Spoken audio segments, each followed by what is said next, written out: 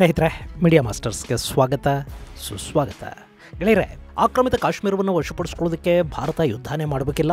ನಮ್ಮ ಕಾಶ್ಮೀರದಲ್ಲಿ ಒಂದಷ್ಟು ಅಭಿವೃದ್ಧಿ ಕೆಲಸಗಳನ್ನು ಮಾಡಿ ಅದನ್ನು ಪಾಕಿಸ್ತಾನದ ಹಿಡಿತದಲ್ಲಿರೋ ಜನರಿಗೆ ತೋರಿಸ್ಬಿಟ್ರೆ ಸಾಕು, ಅವರೇ ಹೊಟ್ಟೆ ಉರ್ಕೊಂಡು ನಾವು ಭಾರತಕ್ಕೆ ಸೇರ್ತೀವಿ ಅಂತ ಹಗ್ಗ ಹಾರ್ಕೊಂಡು ಬಂದು ಬಿಡ್ತಾರೆ ಅಂತ ತುಂಬಾ ಹಿಂದೆ ಒಂದು ವಿಡಿಯೋದಲ್ಲಿ ನಾನು ಹೇಳಿದ್ದೆ. ಈಗ ಅಂಥ ವಾತಾವರಣ ಆಕ್ರಮಿತ ಕಾಶ್ಮೀರದಲ್ಲಿ ಶುರುವಾಗ್ತಾ ಇದೆ. ಅಲ್ಲಿನ ಸರ್ಕಾರದ ವಿರುದ್ಧ ಜನ ಪ್ರತಿಭಟನೆಗಳಿಗಿಳಿದಿದ್ದಾರೆ. ಇದೇ ಸೆಪ್ಟೆಂಬರ್ 29ನೇ ತಾರೀಕು ಇಡೀ ಪಾಕ್ ಆಕ್ರಮಿತ ಕಾಶ್ಮೀರವನ್ನ ಬಂದ್ ಮಾಡುವ ಎಚ್ಚರಿಕೆಯನ್ನು ಕೊಟ್ಟಿದ್ದಾರೆ. ಮಜಾ ಅಂದ್ರೆ ಈ ಎಚ್ಚರಿಕೆಯ ಸದ್ದು ಕೇಳಿ ಬರ್ತಾ ಇರುವುದು ಭಾರತದ ರಕ್ಷಣಾ ಸಚಿವ ರಾಜನಾಥ್ ಸಿಂಗ್ ಮೊರಾಕೋದಲ್ಲಿ ಭಾಷಣ ಮಾಡಿದ ನಂತರ. ಹಾಗಾದ್ರೆ ರಾಜನಾಥ್ ಸಿಂಗ್ ಅಲ್ಲಿ ಏನ್ ಹೇಳಿದ್ರು? ಅದಕ್ಕೂ ಆಕ್ರಮಿತ ಕಾಶ್ಮೀರದ ಪ್ರತಿಭಟನೆಗಳಿಗೂ ಏನ್ ಸಂಬಂಧ? ರಾಜನಾಥ್ ಸಿಂಗ್ ಅವರ ಮಾತುಗಳನ್ನ ಬಲೂಚರು ಬೆಂಬಲಿಸ್ತಾ ಇರೋದು ಯಾಕೆ? ಪಾಕ್ನ ನೀಲಂ ವ್ಯಾಲಿಯಲ್ಲಿ ಏನ್ ನಡೀತಾ ಇದೆ ಅನ್ನೋದ್ರ ಬಗ್ಗೆ ಒಂದಷ್ಟು ಮಾಹಿತಿಯನ್ನ ನಾವಿಲ್ಲಿ ನೋಡೋಣ.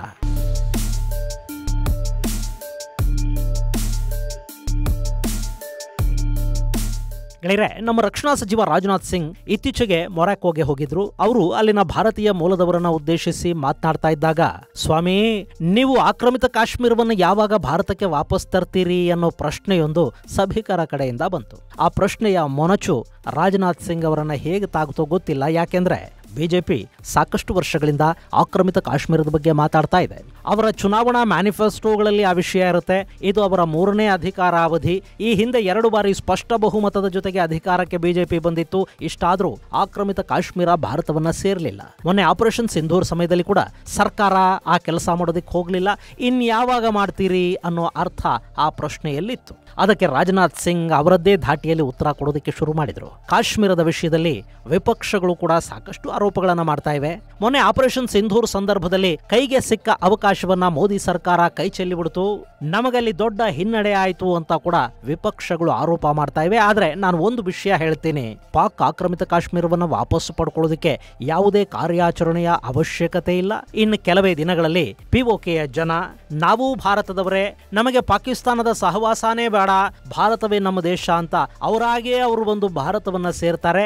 ಅಲ್ಲಿ ಅಂಥ ವಾತಾವರಣ ನಿರ್ಮಾಣ ಆಗ್ತಾ ಇದೆ. ಹೀಗಿರುವಾಗ ಅದಕ್ಕಾಗಿ ನಾವು ನಮ್ಮ ಸೈನಿಕರ ಪ್ರಾಣವನ್ನ ಯಾಕೆ ಬಲಿ ಕೊಡಬೇಕು ಅಂತ ರಾಜನಾಥ್ ಸಿಂಗ್ ಕೇಳಿದ್ರು. ಪಿಒಕೆ ಇವತ್ತಲ್ಲ ನಾಳೆ ಭಾರತವನ್ನ ಸೇರುತ್ತೆ, ಅದು ಕೂಡ ಯಾವುದೇ ಸಂಘರ್ಷ ಇಲ್ಲದೆ ಅಂತ ರಕ್ಷಣಾ ಸಚಿವರು ಅಲ್ಲಿ ಹೇಳಿದರು. ಗೆಳೆಯರೆ, ಮೊರಾಕೋದಲ್ಲಿ ಭಾರತದ Tata advanced system wheeled armoured platform ವಾಹನಗಳನ್ನು ಉತ್ಪಾದಿಸುವ ಸಲುವಾಗಿ ಒಂದು ಉತ್ಪಾದನಾ ಘಟಕವನ್ನು ತೆರೆದಿದೆ.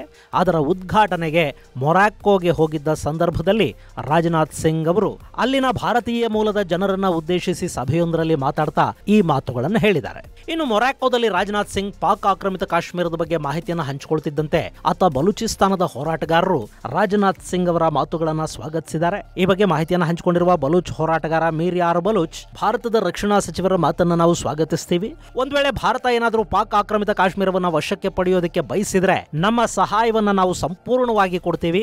60 ಮಿಲಿಯನ್ ಬಲೂಚಿಗರು ಕೂಡ ಭಾರತದ ಪರ ನಿಂತುಕೊಳ್ತಾರೆ.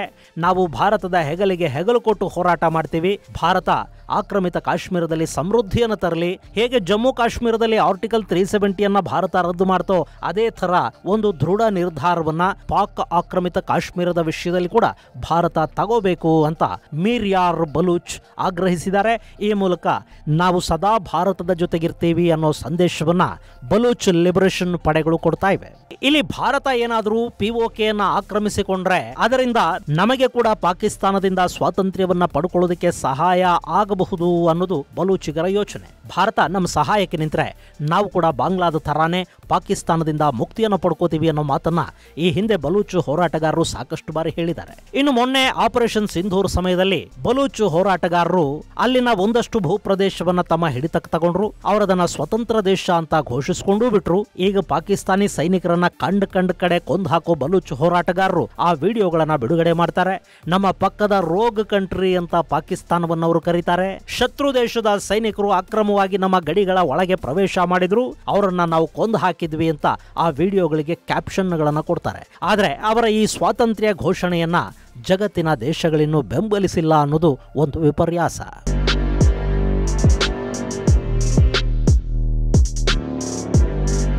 ಗೆಳೆಯರೆ, ಪಿಒಕೆಯ ವಿಷಯದಲ್ಲಿ ಎರಡು ಅಭಿಪ್ರಾಯಗಳಿವೆ. ಒಂದು, ಅದನ್ನ ಭಾರತ ಯುದ್ಧದ ಮೂಲಕ ಪಾಕಿಸ್ತಾನದಿಂದ ಕಿತ್ಕೊಂಡ್ರೂ ಕೂಡ ಅಲ್ಲಿನ ಭಾರತ ವಿರೋಧಿಗಳಿಗೆ ಪಾಕಿಸ್ತಾನ ಸದಾ ಬೆಂಬಲವನ್ನ ಕೊಡ್ತಾ ಹೋಗ್ತಾ ಇರುತ್ತೆ. ಈಗಿನ ಕಾಶ್ಮೀರದ ಹಾಗೆ ಅಲ್ಲಿ ಕೂಡ ಸೇನೆಯನ್ನ ನಿಲ್ಲಿಸಿ ಉಗ್ರರ ವಿರುದ್ಧ ಕಾದಾಡ್ತಾ ನಾವು ನಮ್ಮ ಸಂಪತ್ತನ್ನ ಅಲ್ಲಿನ ರಕ್ಷಣೆಗೂ ಅಭಿವೃದ್ಧಿಗೂ ಖರ್ಚು ಮಾಡ್ತಾ ಇದ್ದು ಬಿಡಬೇಕು. ಮೊನ್ನೆ ನೋಡಿ, ಕಾಶ್ಮೀರದ ಹಜರತ್ ಬಾಲ್ ಮಸೀದಿಯನ್ನ ಭಾರತ ಪುನರ್ ನಿರ್ಮಾಣ ಮಾಡಿ ಅದರ ಗೋಡೆ ಮೇಲಿನ ಉದ್ಘಾಟನಾ ಫಲಕದಲ್ಲಿ ಭಾರತದ ರಾಷ್ಟ್ರೀಯ ಚಿಹ್ನೆ ಅಶೋಕ ಚಕ್ರವನ್ನು ಹಾಕಿದ್ರೆ ಅದನ್ನು ಕೂಡ ಅಲ್ಲಿನ ಮತಾಂಧ ಮನಸ್ಸುಗಳು ನಾಶ ಮಾಡಿವೆ. ಅದು ಧಾರ್ಮಿಕ ಚಿಹ್ನೆ ಅಲ್ಲ, ಭಾರತದ ರಾಷ್ಟ್ರ ಲಾಂಛನ ಅದು ಅಂತ ಅವರಿಗೆ ಬುದ್ಧಿ ಹೇಳೋದಕ್ಕೆ ಯಾವ ಲದ್ದಿ ಜೀವಿಯೋ ನಮ್ಮಲ್ಲಿ ಇಲ್ಲ.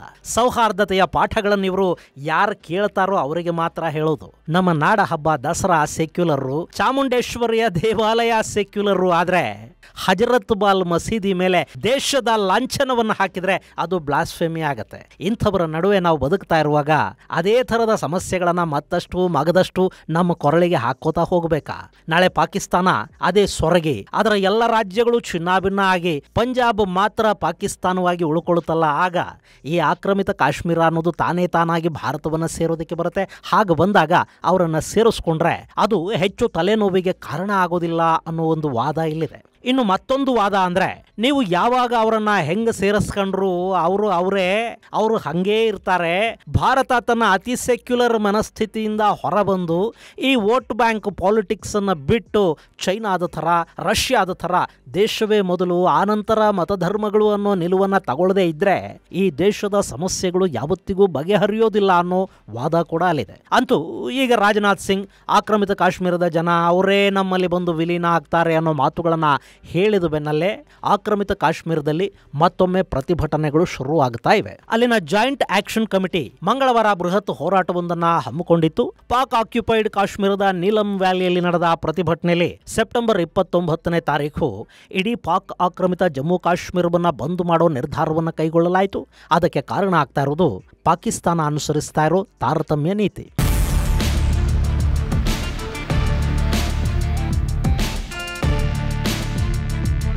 ಗೆಳೆಯರೆ, ನಮಗೆ ಅನ್ಯಾಯ ಆಗ್ತಾ ಇದೆ ಅಂತ ಯಾರಿಗಾದ್ರೂ ಯಾವಾಗ ಗೊತ್ತಾಗುತ್ತೆ ಗೊತ್ತಾ? ಅಕ್ಕಪಕ್ಕದಲ್ಲಿನ ಜನರ ಸುಖವನ್ನು ನೋಡೋದಕ್ಕೆ ಶುರು ಮಾಡಿದ ನಂತರ. ಈಗ ಪಾಕಿಸ್ತಾನದ ಪಂಜಾಬ್ನಲ್ಲಿನ ಜನ ಎಲ್ಲ ಸೌಕರ್ಯಗಳನ್ನು ಪಡ್ಕೋತಾ ಇದ್ದಾರೆ. ಇನ್ನು ನಮ್ಮ ಕಾಶ್ಮೀರ ಇದೆಯಲ್ಲ, ಅಲ್ಲಿ ಕೂಡ ಈಗ ಪರಿಸ್ಥಿತಿಗಳು ಸರಿ ಹೋಗ್ತಾ ಇವೆ. ಅಲ್ಲಿನ ಯುವಕರಿಗೆ ಉದ್ಯೋಗ ಸೃಷ್ಟಿ ಆಗ್ತಾ ಇದೆ. ಆಸ್ಪತ್ರೆಗಳು, ಕಾಲೇಜುಗಳು, ಥಿಯೇಟರ್ಗಳು, ಒಳ್ಳೆ ರಸ್ತೆಗಳು, ದುಡಿಮೆ ಎಲ್ಲ ಅಲ್ಲಿದೆ. ಆದರೆ ಆಕ್ರಮಿತ ಕಾಶ್ಮೀರ ಅಲ್ಲೇನಿದೆ? ಅಲ್ಲಿ ಪಾಕಿಸ್ತಾನ ಏನು ಮಾಡ್ತಾ ಇಲ್ಲ. ಸರಿಯಾಗಿ ಕರೆಂಟ್ ಇಲ್ಲ, ಓಡಾಡೋದಕ್ಕೆ ರಸ್ತೆ ಇಲ್ಲ. ಇಲ್ಲಿ ಜಾಯಿಂಟ್ ಆಕ್ಷನ್ ಕಮಿಟಿಯ ನಾಯಕರು ಹೇಳ್ತಾ ಇರೋ ಹಾಗೆ 4x4 ವಾಹನಗಳು ಕೂಡ ಹೋಗೋದಿಕ್ಕೆ ಸಾಧ್ಯವಾಗದಷ್ಟು ಮಟ್ಟಕ್ಕೆ ಅಲ್ಲಿನ ರಸ್ತೆಗಳು ಕೆಟ್ಟು ಹೋಗಿವೆ. ಅದರಲ್ಲೂ ನೀಲಂ ವ್ಯಾಲಿಯಲ್ಲಿನ ಜನ ನಿತ್ಯ ನರಕವನ್ನು ಅನುಭವಿಸ್ತಾ ಇದ್ದಾರೆ. ಅವರಿಗೆ ಸರಿಯಾದ ಚಿಕಿತ್ಸೆ ಸಿಗ್ತಾ ಇಲ್ಲ, ಔಷಧಗಳು ಸಿಗ್ತಾ ಇಲ್ಲ. ಇನ್ನು ಪಾಕ್ ಆಕ್ರಮಿತ ಕಾಶ್ಮೀರದ ಪ್ರತಿಭಾವಂತ ವಿದ್ಯಾರ್ಥಿಗಳಿಗೆ ಸಿಗಬೇಕಾದ ಸವಲತ್ತುಗಳನ್ನು ಕೂಡ ಪಾಕಿಸ್ತಾನ ಕೊಡ್ತಾ ಇಲ್ಲ. ಉನ್ನತ ವ್ಯಾಸಂಗಕ್ಕೆ ಅವಕಾಶವನ್ನು ಮಾಡಿಕೊಡ್ತಾ ಇಲ್ಲ. ಇಂಟರ್ನೆಟ್ ಅನ್ನೋದಂತೂ ಅಲ್ಲಿ ಮರೀಚಿಕೆಯಾಗಿದೆ. ಬಲೂಚಿಸ್ತಾನದಲ್ಲಿ ಇಂಟರ್ನೆಟ್ ಸೌಲಭ್ಯಗಳಿವೆ. ಅವರು ಆ ಇಂಟರ್ನೆಟ್ ಅನ್ನೇ ಬಳಸಿಕೊಂಡು ತಮ್ಮ ಹೋರಾಟವನ್ನ ಜಗತ್ತಿಗೆ ತಿಳಿಸ್ತಾ ಇದ್ದಾರೆ. ಆದ್ರೆ ನಮ್ಮಲ್ಲಿ ಇಂಟರ್ನೆಟ್ ಕೂಡ ಇಲ್ಲ. ನಮ್ಮನ್ನ ಮನುಷ್ಯರ ತರ ಪಾಕಿಸ್ತಾನ ನೋಡ್ತಾ ಇಲ್ಲ ಅಂತ ಅಲ್ಲಿನ ಜನ ಆರೋಪ ಮಾಡ್ತಾ ಇದ್ದಾರೆ. ಅಲ್ಲಿ ಪಾಕಿಸ್ತಾನ ಆಕ್ರಮಿತ ಕಾಶ್ಮೀರದ ಜನಕ್ಕೆ ಸಬ್ಸಿಡಿ ದರದಲ್ಲಿ ಇಷ್ಟು ದಿನ ಗೋಧಿ ಕೊಡ್ತಾ ಇತ್ತು. ಆದ್ರೆ ಕಳೆದ ಕೆಲ ವರ್ಷಗಳಿಂದ ಪಾಕಿಸ್ತಾನದ ಜನಕ್ಕೆ ತಿನ್ನೋದಕ್ಕೆ ಗೋಧಿ ಇಲ್ಲ. ಭಾರತದ ಜೊತೆ ವ್ಯಾಪಾರಗಳನ್ನ ನಿಲ್ಲಿಸಿದ ನಂತರ ಪಾಕಿಸ್ತಾನದಲ್ಲಿ ಎಲ್ಲ ಬೆಲೆಗಳು ಏರಿಕೆಯಾಗಿವೆ. ಹೀಗಾಗಿ ಆಕ್ರಮಿತ ಕಾಶ್ಮೀರದ ಸಬ್ಸಿಡಿ ಕೂಡ ನಿಂತು ಹೋಗಿದೆ. ಅಲ್ಲೂ ಬೆಲೆ ಏರಿಕೆಯ ಬಿಸಿಗೆ ಜನ ಬಲಿಯಾಗ್ತಾ ಇದ್ದಾರೆ. ಹೀಗಾಗಿ ಅಲ್ಲಿ ಪಾಕ್ ಸರ್ಕಾರದ ವಿರುದ್ಧ ಪ್ರಬಲ ಪ್ರತಿಭಟನೆಗಳನ್ನ ಹಮ್ಮಿಕೊಳ್ಳುವುದಾಗಿ ಪಾಕ್ ಆಕ್ರಮಿತ ಕಾಶ್ಮೀರದ ಜಾಯಿಂಟ್ ಆಕ್ಷನ್ ಕಮಿಟಿಯ ನಾಯಕ ಶೌಕತ್ ನವಾಜ್ ಮೀರ್ ಹೇಳಿದ್ದಾರೆ. ಇದನ್ನು ಗಮನಿಸ್ತಾ ಇದ್ರೆ ರಾಜನಾಥ್ ಸಿಂಗ್ ಹೇಳಿದ ಮಾತುಗಳು ಬಹುಶಃ ಬೇಗ ನಿಜವಾಗುವ ಸಾಧ್ಯತೆ ಕೂಡ ಕಾಣಿಸ್ತಾ ಇದೆ. ಇಷ್ಟು ದಿನ ಆಕ್ರಮಿತ ಕಾಶ್ಮೀರದ ಜನ ಪಾಕಿಸ್ತಾನ ಹೇಳಿದ್ದನ್ನ ಕೇಳ್ತಾ ಸುಮ್ಮನಿದ್ರು. ಆದ್ರೆ ಈಗ ಪರಿಸ್ಥಿತಿ ಬದಲಾಗಿದೆ. ಕಾಶ್ಮೀರ ಅನ್ನೋದು ಯಾವತ್ತಿಗೂ ಸ್ವತಂತ್ರಗೊಳ್ಳೋದಿಲ್ಲ ಅನ್ನೋದು ಅವರಿಗೂ ಅರ್ಥವಾಗಿದೆ. ಪಾಕಿಸ್ತಾನ ಭಾರತದ ವಿರುದ್ಧ ನಮ್ಮನ್ನ ಬಳಸ್ಕೊಳ್ತಾ ಇದೆ ಅನ್ನೋದನ್ನ ಅವರೀಗ ಮನಗಾಣ್ತಾ ಇದ್ದಾರೆ. ಅದರ ಜೊತೆಗೆ ಪಕ್ಕದ ಕಾಶ್ಮೀರದಲ್ಲಾಗ್ತಾ ಇರೋ ಅಭಿವೃದ್ಧಿ ಕಾರ್ಯಗಳು ಅವರ ಗಮನಕ್ಕೆ ಬರ್ತಾ ಇವೆ. ಹೀಗಾಗಿ ಅಲ್ಲಿನ ಜಾಯಿಂಟ್ ಆಕ್ಷನ್ ಕಮಿಟಿ ಈಗ ಪಾಕ್ ಸರ್ಕಾರವನ್ನ ಬ್ಲಾಕ್ ಮೇಲ್ ಮಾಡೋದಕ್ಕೆ ನಿಂತ್ಕೊಂಡಿದೆ. ಕಳೆದ ವರ್ಷ ಗೋಧಿ ಬೆಲೆ ಹೆಚ್ಚಾಯ್ತು, ನಮಗೆ ಸಬ್ಸಿಡಿ ದರದಲ್ಲಿ ಗೋಧಿಯನ್ನ ಕೊಡ್ತಾ ಇಲ್ಲ ಅಂತ ಅವರು ದೊಡ್ಡ ಮಟ್ಟದ ಪ್ರತಿಭಟನೆಗಳನ್ನು ಮಾಡಿದ್ರು. ಪಾಕಿಸ್ತಾನದ ಸರ್ಕಾರ ಆಕ್ರಮಿತ ಕಾಶ್ಮೀರಕ್ಕೆ $82 ಮಿಲಿಯನ್ ಅನುದಾನವನ್ನು ಕೊಡಬೇಕಾಗಿ ಬಂತು. ಈಗ ಅಲ್ಲಿ ಮತ್ತೆ ಪ್ರತಿಭಟನೆಗಳು ಶುರು ಆಗ್ತಾ ಇವೆ. ಇನ್ನು ಬಲೂಚ್ ಹಾಗೂ ಖೈಬರ್ ಭಾಗದಲ್ಲಿ ಕೂಡ ಪ್ರತ್ಯೇಕತಾವಾದಿ ಹೋರಾಟಗಳು ತೀವ್ರವಾಗ್ತಾ ಹೋಗ್ತಾ ಇವೆ. ಅಲ್ಲಿ ಕಡೆಗೊಳ್ಕೊಳ್ಳೋದು ಪಂಜಾಬ್ ಮಾತ್ರ. ಇಷ್ಟಾದ ಮೇಲೆ ಈ ಆಕ್ರಮಿತ ಕಾಶ್ಮೀರ ಆದರೂ ಅವ್ರ ಜೊತೆ ಹೆಂಗಿರೋದಕ್ಕೆ ಸಾಧ್ಯ? ಇದನ್ನೇ ರಾಜನಾಥ್ ಸಿಂಗ್ ಮೊನ್ನೆ ಮೊರಾಕೋದಲ್ಲಿ ಹೇಳಿದ್ದಾರೆ.